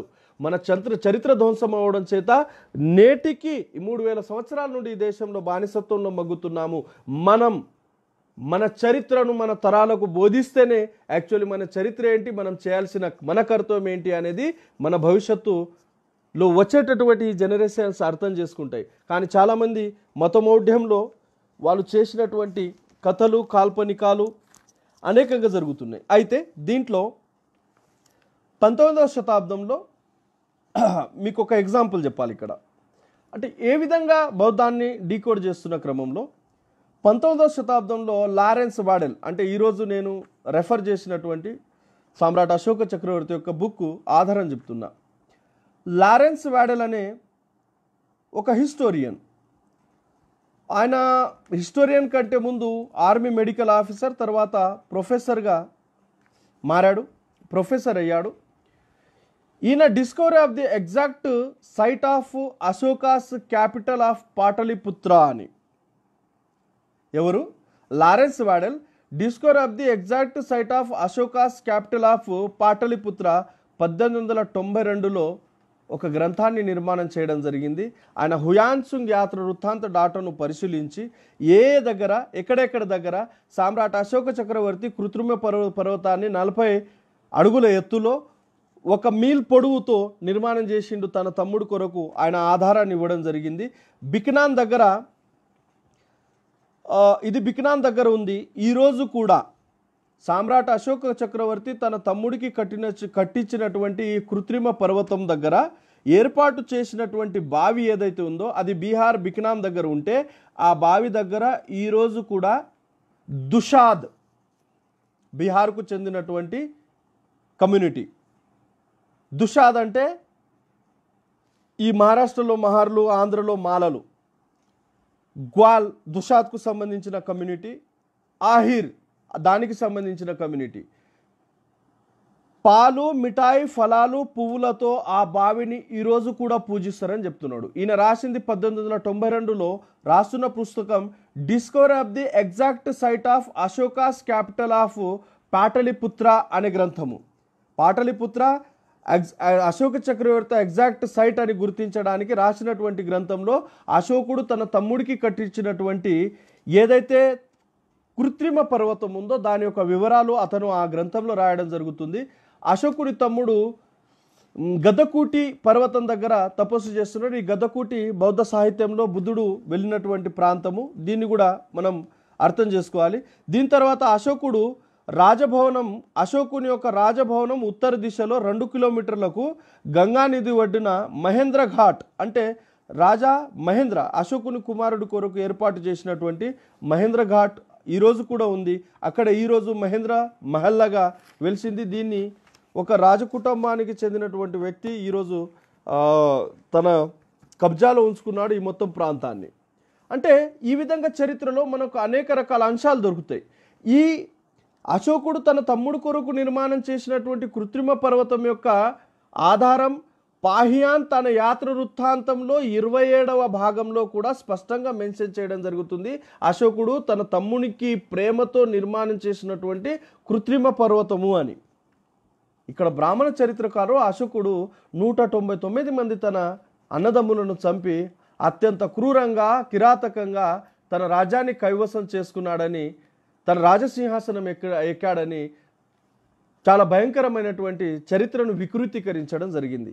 సామ్రాట్ అశోక చక్రవర్తి యొక్క విజయదశమిని వీళ్ళు దసరా పండుగగా చేసి దానికి రకరకాల పౌరాణిక కథలు జోడించి ఈరోజు కూడా ఆ కథల మాధ్యమంలో మన చరిత్రను ధ్వంసం చేసుకొని మనం కూడా రావణుని దహనం చేయడానికి వెళ్తున్నాం. రావణుడు లేడు, రావణుడు పుట్టలేదు, రావణుడికి సంబంధించిన చరిత్ర లేదు, చారిత్రాత్మక ఆధారాలు లేవు. రామ జన్మభూమి అనేది బౌద్ధానికి సంబంధించింది. మీకు డౌట్ ఉంటే భారతదేశ పురావస్తు శాఖ, జపాన్ పురావస్తు శాఖతో జరిపినటువంటి తవ్వకాల్లో అక్కడ దొరికినటువంటి బౌద్ధ అవశేషాలు, బుద్ధుని విగ్రహము మీకు సాక్ష్యం ఇస్తుంది. రావణుడిగా పేర్కొన్నవాడు బృహదత్త మౌర్య మౌర్య రాజుల యొక్క చివరి రాజు 10వ వాడు రామునుడిగా నిర్మాణం చేసినటువంటి క్యారెక్టర్ ఏదైతే ఉందో అది పుష్యమిత్ర శృంగుడిది. ఇక రాసింది వాల్మీకి మత్స్యకారుడు, దళితుడు, అస్పృశ్యుడు అని చెప్తున్నారు. అది తప్పు. వాల్మీకి అనేవాడు వైదిక బ్రాహ్మణుడు. దానికి సంబంధించిన ఆధారాలు అదే రామాయణంలో ఉన్నాయి. రామాయణం మీద, రామాయణం నిజాల మీద మనం మాట్లాడేటప్పుడు దాని మీద డిస్కషన్ చేద్దాం. అది దీని తర్వాత మనకు బాబాసాహెబ్ అంబేద్కర్ గారు టైంకి ఇద్దాలా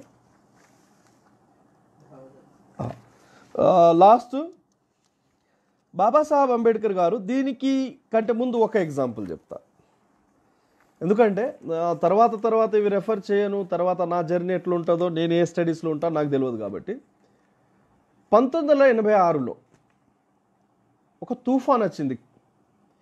మరి తెలంగాణ, ఆంధ్రలో వచ్చిందో నాకు తెలియదు, కానీ కర్ణాటకలో ఒక తుఫాన్ వచ్చింది. ఈ తుఫాన్లో చంద్రలావాదేవి ఓ మందిరం ఉంది. ఇది ఎక్కడ ఉందంటే కర్ణాటక, గుల్బర్గా, భీమా నది పక్కనుంది.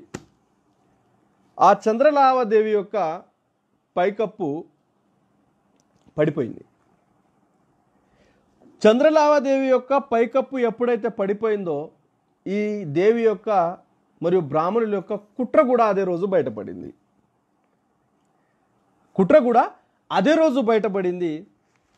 ఆ చంద్రలావాదేవి పైకప్పు కింద పడిన తర్వాత ఆ పైకప్పు నిర్మాణంలో లేదా పిల్లర్స్ రూపంలో లేదా విగ్రహానికి బేస్ చేసుకొని నిర్మాణం చేసినటువంటి రాతిలో లిఖించబడినటువంటి శాసనాలతో అది సామ్రాట్ అశోకుని యొక్క శిలాలేఖలు 4 దొరికినాయి.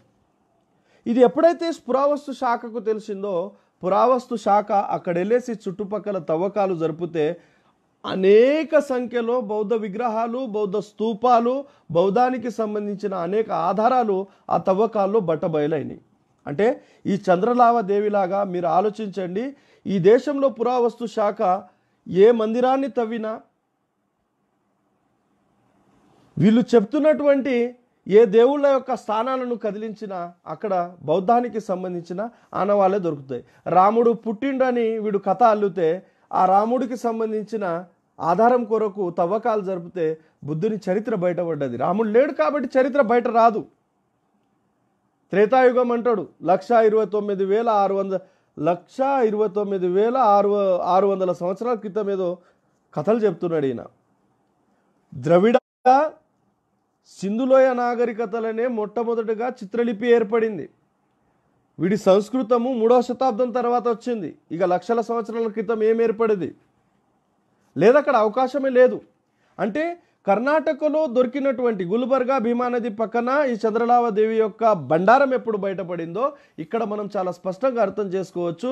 ఈ దేశంలో ఉన్నటువంటి దీని మీద బ్రిటన్ చరిత్రకారుడు చార్లెస్ ఎలెన్ రాసినటువంటి ఒక గ్రంథం ఉంది.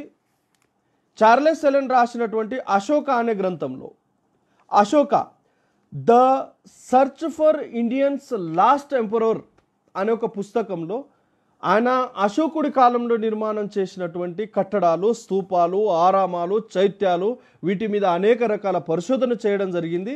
ఈయన చార్లెస్ ఎలెన్ ఆయన బ్రిటన్కు చెందినటువంటి అత్యంత గొప్ప ఫేమస్ చరిత్రకారుడు. ఈ చరిత్రకారుడు తన పుస్తకంలో ఉత్తరాఖండ్ బద్రీనాథ్, పూరి జగన్నాథ్, కేరళ అయ్యప్ప, మహారాష్ట్రలోని విఠలేశ్వర ఆలయాలు సామ్రాట్ అశోకుని ద్వారా నిర్మాణం చేయబడినటువంటి కట్టడాలు అని చారిత్రాత్మకమైన ఆధారాలతో ప్రూవ్ చేయడం జరిగింది. మీరు చదువుతా అంటే Charles Ellen Ashoka the search for Indians last emperor అనే గ్రంథాన్ని మీరు చూడవచ్చు. ఇప్పుడు అదే రోజున బాబాసాహెబ్ అంబేద్కర్ గారు ఎందుకు బౌద్ధాన్ని తీసుకున్నారు ఈ అంశం మీద వద్దాము. ఇప్పుడు దీన్ని స్టార్ట్ చేయాల్సి ఉంటుంది, ఎందుకంటే దీన్ని స్టార్టే చేస్తాను. బాబాసాహెబ్ యొక్క ధమ్మ విప్లవం మీద నేను ప్రత్యేకంగా ఒకరోజు మాట్లాడాలి. ఈ దేశంలో ఉన్నటువంటి మత ఉన్మాదులకు నేను సమాధానం చెప్పాలి. అది ఏ మతం వాడైనా పర్వాలేదు. నాకు అర్థం కాని విషయం ఏంటంటే మేము చరిత్రను, మన పూర్వీకుల యొక్క చరిత్రను బయట పెట్టే క్రమంలో ఎంత దారుణంగా అంటే, అరే 1 డిగ్రీ సంపాదించలేడు, డిగ్రీ పాస్ అయ్యలేడు, మత మూఢంలో ఆ మత బానిసత్వాన్ని వదులుకోలేక బాబాసాహెబ్ బౌద్ధాన్ని స్వీకరించడం అది బాబాసాహెబ్ తప్పుడు నిర్ణయం అంటాడు. అటువంటి దుర్మార్గులకు నేను చెప్పేది ఏంటంటే, మీ భార్యల కొరకు మీరు మీ మత విశ్వాసాల నుండి, మీ బానిసత్వం నుండి బయట రాకున్నా పర్వాలేదు. తన సొంతము ఈ ప్రపంచంలోనే తన సొంత లైబ్రరీలో 50,000 పుస్తకాలను కలిగినటువంటి ప్రపంచ మేధావి బాబాసాహెబ్ అంబేద్కర్ గారు సొంత లైబ్రరీలో 50,000 పుస్తకాలు కలిగి ఉన్నటువంటి వ్యక్తి. ప్రపంచ చరిత్ర మీద, భారతదేశ చరిత్ర మీద, దేవుళ్ళ యొక్క సాహిత్యాల మీద, రిలీజియన్స్ మీద, యుద్ధ శాస్త్రాల మీద, రకరకాల సాహిత్యాల మీద, ఆర్కియాలజీ మీద, భూగోళం మీద, ఆంథ్రోపాలజీ మీద, సోషియాలజీ మీద అనేక పరిశోధనలు చేసినటువంటి ఆ మహానుభావుడి కాళ్ళ గోటికి సరిపోయినటువంటి మీ జీవితము, మీ భార్యల కొరకు మత బానిసత్వంలో మగ్గుతున్నటువంటి మీరు దుర్మార్గులు బాబాసాహెబ్ బౌద్ధాన్ని అంగీకరించడము, బౌద్ధాన్ని స్వీకరించడం తప్పు అని అంటారా? మీరు బానిసత్వంలో మగ్గండి, రాకండి, బయట రాకండి, మీరు అక్కడనే ఉండండి. కానీ బాబాసాహెబ్ నిర్ణయము తప్పు అనడం నిజంగా చరిత్రలో మీ అంత చారిత్రాత్మక ద్రోహులు, మీ అంతటి మూర్ఖులు, మీ అంతటి విధ్వంసకరమైన జీవులు ఈ ప్రకృతిలో పుట్టే కావచ్చు. ఒక చారిత్రాత్మక పురుషుడు, ఈ దేశంలో ఒక మహానుభావుడు, ప్రపంచ జ్ఞాని, ఈ దేశంలో ఉన్నటువంటి, ఈ ప్రపంచంలో ఉన్నటువంటి అనేక సాహిత్యాల మీద అతి గొప్ప పరిశోధన చేసి నా సమాజానికి ఏమవసరం, నా సమాజం ఈ బానిసత్వం నుండి ముక్తి పొందడానికి దానికి కావలసినటువంటి ఎనర్జీ ఏమిటి, దానికి కావలసినటువంటి మార్గాలు ఏమిటి దిశానిర్దేశం చేసినటువంటి మహానుభావుడు డాక్టర్ బాబాసాహెబ్ అంబేద్కర్. ఒక్క డిగ్రీ సంపాదించలేవు, 4 పుస్తకాలు చదివి పెళ్ళం కొరకు మత బానిసత్వంలో మగ్గుతూ నువ్వు బాబాసాహెబ్ మీద కామెంట్ చేయడమా? ఇక్కడ అంబేద్కరిస్టుల పేరుట చలామణి అవుతున్నటువంటి మత ఉన్మాదులకు ఉంటుంది సమాధానం. ఏ రీతిలో ఉండాలనో ఆ రీతిలో ఉంటుంది. సమతా సైనిక్ దళ్ ఏ రూపంలో ఇవ్వాలో ఆ రూపంలో ఇస్తుంది. మిత్రులారా, నేను బాబాసాహెబ్ అంబేద్కర్ గారు రాజ్యాంగంలో అతి స్పష్టంగా మత స్వేచ్ఛను కల్పించారు కాబట్టి మతాలను గౌరవిస్తూ బాబాసాహెబ్ ఉద్యమాలు నడుపుతూ బాబాసాహెబ్ అంబేద్కర్ గారి యొక్క సమాజం, ఆ సమాజం యొక్క చరిత్ర చెప్పే ప్రయత్నం చేస్తున్నాము. ఎవడి మీద మతాన్ని, మత ఉన్మాదాన్ని రుద్దడానికి మా ప్రయత్నం కాదు. మీకు ఒక విషయం చెప్తాను. ఒక డిగ్రీ సంపాదించలేనటువంటి చిన్న చిన్న ఉద్యోగాలు చేసే అల్పజీవులు మీరు బాబాసాహెబ్ మీద కామెంట్ చేస్తున్న క్రమంలో నిజంగా నేను అంటున్నా కదా, మీరు ఈ భూమి మీద బ్రతకడం కూడా భారమే. ఒక్క పుస్తకం కొరకు, అది ఏది అంటే 1907లో ప్రొఫెసర్ లక్ష్మీ నర్సు, తమిళనాడుకు చెందినటువంటి ఒక ఫిజిక్స్ ప్రొఫెసర్ రాసినటువంటి ప్రొఫెసర్ లక్ష్మీ నర్సు రాసినటువంటి ఎసెన్స్ ఆఫ్ బుద్ధిజం అనే గ్రంథం బాబాసాహెబ్ దృష్టిలో పడ్డది. ఆ గ్రంథం గురించి ఎవడో చెప్తే ఆ గ్రంథం గురించి అతని బాబాసాహెబ్ అంబేద్కర్ గారు వెతకని ప్రదేశం లేదు. కనీసం పాత పుస్తకాలన్నా దొరుకుతుందని పాత పుస్తకాలన్నిటినీ పరిశీలించాడు. కానీ ఎక్కడ కూడా బాబాసాహెబ్ దొరకకపోతే ఒక మిత్రుడు బాబాసాహెబ్ అంబేద్కర్ గారికి మీకు ఇక్కడైతే దొరకకపోవచ్చు, కలకత్తా పుస్తకాలయంలో లైబ్రరీలో దొరికే అవకాశం ఉందని బాబాసాహెబ్కు సజెస్ట్ చేస్తే ఇమీడియట్గా బాబాసాహెబ్ అంబేద్కర్ గారు 1944లో కలకత్తా లైబ్రరీకి వచ్చేసి లైబ్రరీలో ఉన్న పుస్తకాలన్నింటినీ గాలిస్తారు. ఆ పుస్తకం దొరకదు. వెతికి వెతికి వెతికి చివరకు బాబాసాహెబ్కు ఒక ఆలోచన వస్తుంది, మరి ఇక్కడ లేకపోతే కనీసం స్టోర్లన్నా ఉండవచ్చు అని ఆ లైబ్రరీ ఎంప్లాయీస్ దగ్గర వెళ్ళేసి ఆ స్టోర్ కీస్ తీసుకొని స్టోర్లో వెళ్ళి అక్కడ వెతికితే ప్రొఫెసర్ లక్ష్మీ నర్సు రాసినటువంటి ఎసెన్స్ ఆఫ్ బుద్ధిజం అనే గ్రంథం దొరకడం జరుగుతుంది. ఇమీడియట్గా ఆ బుక్ను బాబాసాహెబ్ అంబేద్కర్ గారు తీసుకొని 1944లో తన సొంత ఖర్చులతో రీప్రింట్ చేయడం జరిగింది. బాబాసాహెబ్ అంబేద్కర్ గారు ఒక ప్రపంచ జ్ఞాని. ఈ ప్రపంచంలో బాబాసాహెబ్ అంబేద్కర్ గారు అనేక రకాల విషయాల మీద, అనేక రకాల రంగాల మీద, అనేక రకాల సాహిత్యాల మీద జ్ఞానం ఉన్నటువంటి వ్యక్తి. తన సమాజాన్ని బానిసత్వం నుండి బానిస విముక్తి పోరాటం చేస్తున్న క్రమంలో తన సమాజానికి ఏది అవసరము, తన సమాజానికి శాశ్వత పరిష్కారం ఏది అనే దిశలోనే బౌద్ధం వైపు ఆలోచన చేయడం జరిగింది. మన పూర్వీకులు నాగవంశీయులు, మన పూర్వీకుల యొక్క చరిత్ర ధ్వంసమైంది, అదే చరిత్రను నేను తిరగరాస్తా అని డాక్టర్ బాబాసాహెబ్ అంబేద్కర్ గారు బౌద్ధాన్ని స్వీకరించారు. ఇక్కడ బ్రాహ్మణవాదులు చెప్తారు హిందుత్వంలో భాగమే బౌద్ధం అని. హిందుత్వంలో భాగం బౌద్ధం ఎట్లయితుంది? హిందుత్వాన్ని బొందబెట్టింది బౌద్ధము. ఒకవేళ బాబాసాహెబ్ అంబేద్కర్ గారు హిందువుల మీద ప్రేమతో హిందుత్వంలో భాగమైనటువంటి లేదా విష్ణు యొక్క అవతారంలో ఉన్నటువంటి బుద్ధుని స్వీకరించేది ఉంటే బాబాసాహెబ్ అంబేద్కర్ గారు 1927 డిసెంబర్ 25న మనుధర్మ శాస్త్రాన్ని తగలబెట్టేవారు కాదు. హిందూ ధర్మాలకు, హిందూ ధర్మ గ్రంథాలకు మూలమైనటువంటి, వాళ్ళ శాసనాలకు, వాళ్ళ ఆధిపత్యానికి మూలమైనటువంటి ధర్మ గ్రంథాన్ని కాల్చి పడేశారు, దహనం చేసి పడేశారు మహద్లో. ఆ తర్వాత 13 అక్టోబర్ 1935లో ఏహుల సభలో డాక్టర్ బాబాసాహెబ్ అంబేద్కర్ గారు నేను హిందూ ధర్మంలో పుట్టాను, అది నా చేతిలో లేదు, కానీ నేను హిందూ ధర్మంలో మరణించని చెప్తారు. అదే డాక్టర్ బాబాసాహెబ్ అంబేద్కర్ గారు కుల నిర్మూలన, అన్హిలేషన్ ఆఫ్ క్యాస్ట్ అనే గ్రంథంలో హిందూ ధర్మ గ్రంథాలు అత్యంత భయంకరమైనటువంటివి, కుట్రపూరితమైనటువంటి, విషపూరితమైనటువంటివి, వీటిని డైనమాట్లు పెట్టి పేల్చండి అని చెప్తున్నారు.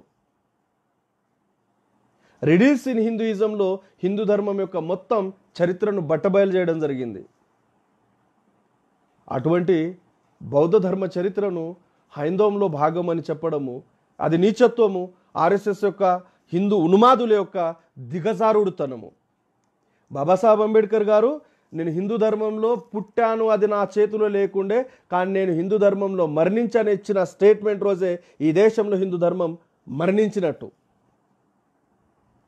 బాబాసాహెబ్ అంబేద్కర్ గారు తన జర్నీలో 1907లో మ్యాట్రికులేషన్ పాస్ అయిన తర్వాత బాబాసాహెబ్ అంబేద్కర్ గారుకు సన్మాన సభ ఏర్పాటు చేసినప్పుడు తన గురువు కెలుస్కర్ గురువు గారు బుద్ధుని చరిత్ర అనే గ్రంథాన్ని ఇవ్వడం జరుగుతుంది.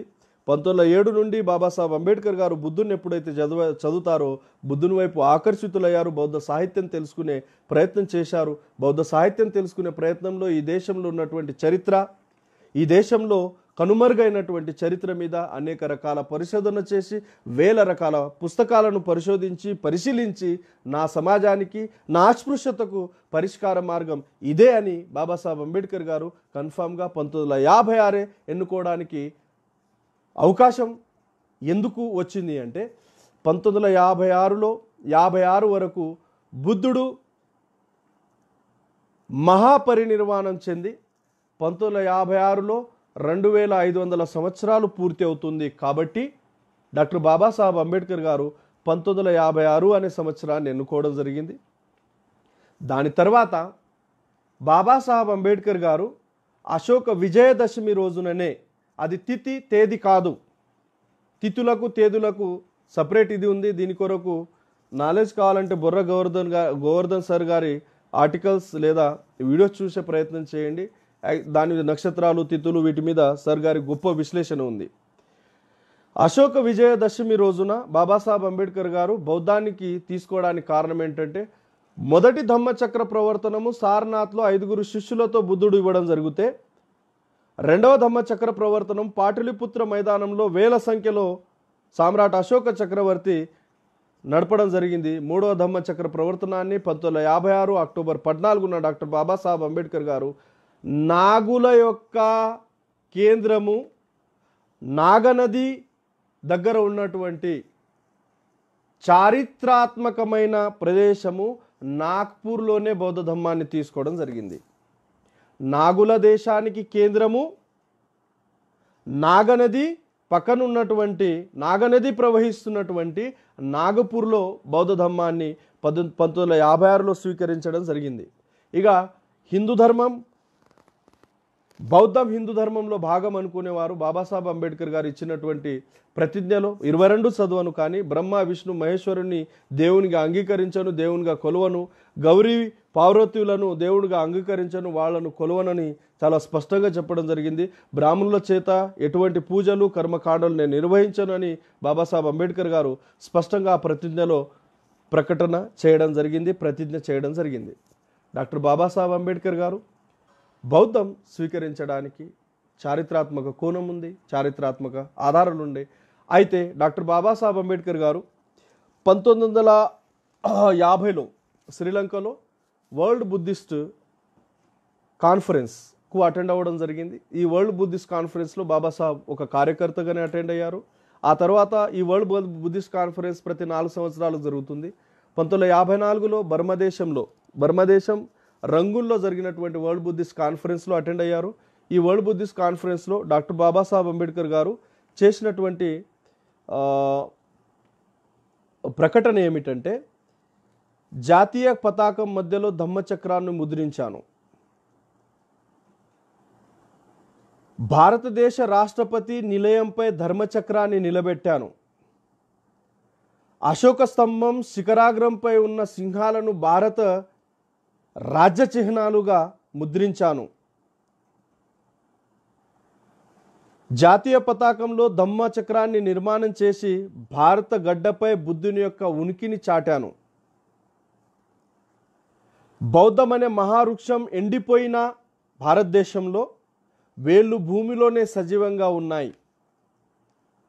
ప్రపంచ దేశాల్లో ఉన్నటువంటి బౌద్ధులు ఆ మహావృక్షానికి నీళ్లు పోసే ప్రయత్నం చేస్తే ఆ బౌద్ధ మహావృక్షం చిగురిస్తుంది. కాబట్టి ప్రపంచ దేశంలో ఉన్నటువంటి బౌద్ధులు సహకరించాలని రంగూన్ కాన్ఫరెన్స్లో చెప్పడం జరిగింది 1954లో. అదే క్రమంలో ఈ దేశంలో అయినటువంటి గొప్ప పండితుడు రాహుల్ సంస్కృత్యాన్ ఆయన ఏమంటాడంటే, బాబాసాహెబ్ అంబేద్కర్ అనే ఒక మహానుభావుడు బుద్ధుని యొక్క పంచశీల జెండాను ఈ దేశంలో స్థాపించాడు. దాన్ని ఆపడం ఎవరి తరం కాదు, అది ఒక ధమ్మ విప్లవం, అది కొనసాగుతూనే ఉంటుందని చాలా కాన్ఫిడెన్స్తో రాహుల్ సంస్కృత్యాన్ అనే పండితుడు, చరిత్రకారుడు, పరిశోధకుడు బాబాసాహెబ్ అంబేద్కర్ గారిపై కామెంట్ చేయడం జరిగింది. దాని తర్వాత 1956 నవంబర్ 15న నేపాల్ ఖట్మండులో వరల్డ్ బుద్ధిస్ట్ కాన్ఫరెన్స్ జరిగింది. అక్కడ డాక్టర్ బాబాసాహెబ్ అంబేద్కర్ గారు ప్రపంచంలోనే నాగ్పూర్ బౌద్ధ ధమ్మ దీక్షలో సుమారు 7 లక్షల మందితో, ఇమీడియట్గా 2 రోజుల తర్వాత చంద్రపూర్లో సుమారు 2.5 లక్షల మందితో, అంటే 9 లక్షల మందికి బౌద్ధ ధమ్మాన్ని ఇచ్చినటువంటి మహానుభావుడు, ఆధునిక బుద్ధుడు. కాబట్టి బాబాసాహెబ్ అంబేద్కర్ గారిని బోధిసత్వునిగా కొలుస్తాము అని world Buddhist conference doctor Babasaheb Ambedkar గారిని బోధిసత్వ అనే బిరుదుతో సత్కరించడం జరిగింది. భారతరత్న ఈ దేశం ఈరోజు ఇచ్చిందో, మొన్న ఇచ్చిందో, బీజేపీ ఇచ్చిందో, కాంగ్రెస్ ఇచ్చిందో పక్కన పెడితే ప్రపంచ దేశాల బౌద్ధులందరూ కలిసి వరల్డ్ బుద్ధిస్ట్ కాన్ఫరెన్స్లో 1956 నవంబర్ 15న డాక్టర్ బాబాసాహెబ్ అంబేద్కర్ గారిని బోధిసత్వ అనే బిరుదుతో కొలవడం జరిగింది. బుద్ధుని తర్వాత ఈ బిరుదు ఏ మహానుభావుడికి లేదు, ఏ మనిషికి లేదు, అది కేవలం డాక్టర్ బాబాసాహెబ్ అంబేద్కర్ గారికి ఉంది. బాబాసాహెబ్ అంబేద్కర్ గారి యొక్క ధమ్మ విప్లవం, దాని చారిత్రాత్మక కోణం కొంతవరకు తెలుసుకున్నాం. ఆ ధమ్మ విప్లవాన్ని తర్వాత ప్రత్యేకంగా ఒకరోజు యాక్చువల్లీ ఆ ధమ్మం ద్వారానే తన సమాజము బానిసత్వం నుండి ఎలా విముక్తి చెందుతుంది, దానికి అవకాశాలు ఏమున్నాయి, పూర్వం నాగవంశులు ఏ విధంగా పరిపాలించారు, వాళ్ళ యొక్క అడ్మినిస్ట్రేషన్ ఏ విధంగా ఉంది అనేది పూర్తి స్థాయిలో డిస్కస్ చేసే ప్రయత్నం చేద్దాం. Thank you.